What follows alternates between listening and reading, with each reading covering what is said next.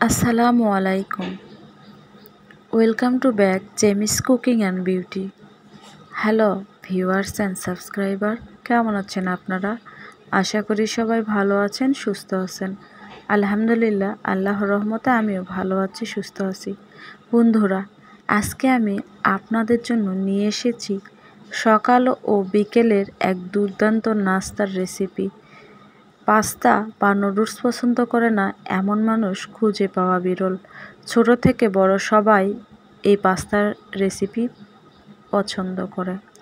আপনারা ঝটপট তৈরি করে নিতে পারেন এই পাস্তার রেসিপি, তাই ভিডিও স্কিপ না করে সবগুলো দেখতে থাকুন। আমি আজকে খুব সহজে ঘরোয়া উপকরণে একদম পারফেক্ট পাস্তা তৈরি করার রেসিপি শেয়ার করব। চলুন কথা না বাড়িয়ে পাস্তা রেসিপিটি শেয়ার করে নেই। বন্ধুরা, আমি এখানে প্রথমে চুলায় পানি বসিয়ে দিয়েছি। পানির মাঝে দিয়ে দিলাম সামান্য পরিমাণ লবণ ও অল্প একটু রান্নার তেল দিয়ে একটু নেড়েচেড়ে ঢেকে পানি গরম হওয়ার জন্য রেখে দিচ্ছি। বন্ধুরা, আমি এখানে ম্যাকারনি পাস্তা নিয়েছি, আপনারা যে কোনো ব্র্যান্ডের পাস্তা নিতে পারেন। পানিগুলো ফুটিয়ে এসেছে, এখন আমি 1 কাপ পরিমাণ দিয়ে দিচ্ছি পাস্তা। আমি খুবই অল্প একটু তৈরি করে আপনাদের দেখাচ্ছি। দেখুন, কয়েক মিনিট 5 মিনিট জাল করার পর হয়ে গেছে পাস্তাগুলো। এখন ঢেলে আমি ছেঁকে নিলাম।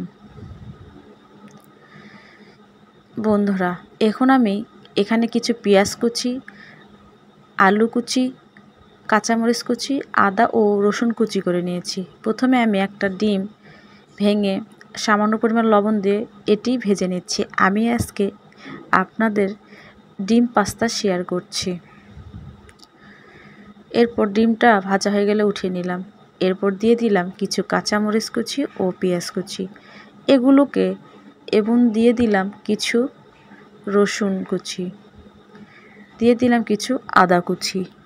এগুলো দিলে এই পাস্তা খেলে কোনো গ্যাসের বা অন্য কোনো প্রবলেম হবে না, আর ফ্লেভারটাও ভালো আসবে।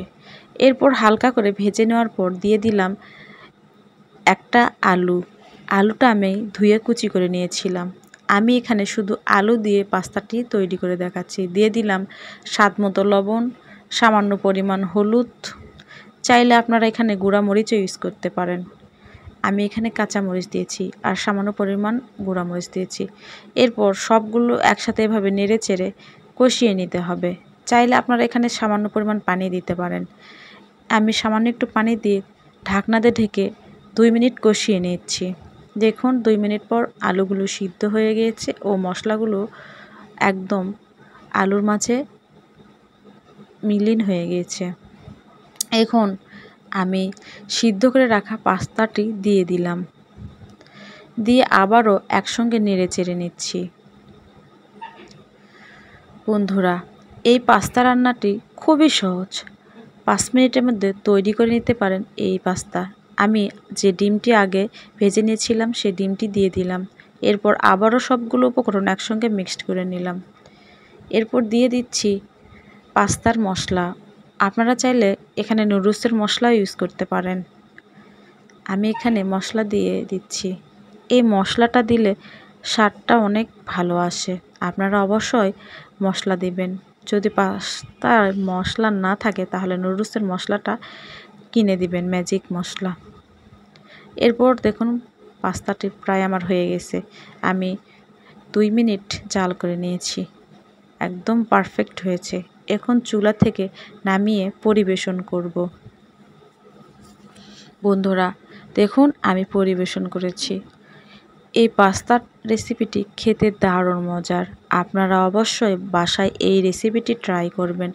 সকালের নাস্তায় বা বিকেলের নাস্তায় ঝটপট তৈরি করে এই রেসিপিটি খেতে পারেন। বাচ্চার টিফিনের জন্য এই রেসিপিটি তৈরি করে দিতে পারেন। এটি খুবই পুষ্টিকর ও মজাদার একটি রেসিপি। বন্ধুরা, আমার এই রেসিপি যদি আপনাদের ভালো লেগে থাকে তাহলে অবশ্যই আমার চ্যানেলটি সাবস্ক্রাইব করবেন এবং নোটিফিকেশন অন করে রাখবেন, যাতে নতুন নতুন ভিডিও দেওয়ার সাথে সাথে আপনারা পেয়ে যান। আর বন্ধুরা, আমার কোনো ভুল ত্রুটি হলে অবশ্যই আমাকে কমেন্ট করে জানাবেন। আপনাদের লাইক কমেন্ট আমাদেরকে অনেক উৎসাহিত করে। বন্ধুরা, আপনারা অবশ্যই আমাকে কমেন্ট করে জানাবেন আপনাদের এই পাস্তা রেসিপিটি কতটা মজার হয়েছিল। আমার এই পাস্তাটা দারুণ মজা হয়েছে। আসলে না খেলে বুঝতে পারবেন না। অবশ্যই বাসায় এই রেসিপিটি ট্রাই করবেন। এটি রান্না করতে তেমন ঝামেলা নাই, একদম ঝটপট তৈরি করা যায়। বিকেলে মেহমান আসলেও তৈরি করে খাওয়াতে পারেন। এভাবে রান্না করে খাওয়ালে অবশ্যই মেহমান আপনার প্রশংসা করবে। তো আজ তাহলে এ পর্যন্ত। বন্ধুরা, ভালো থাকবেন, সুস্থ থাকবেন। আল্লাহ হাফেজ।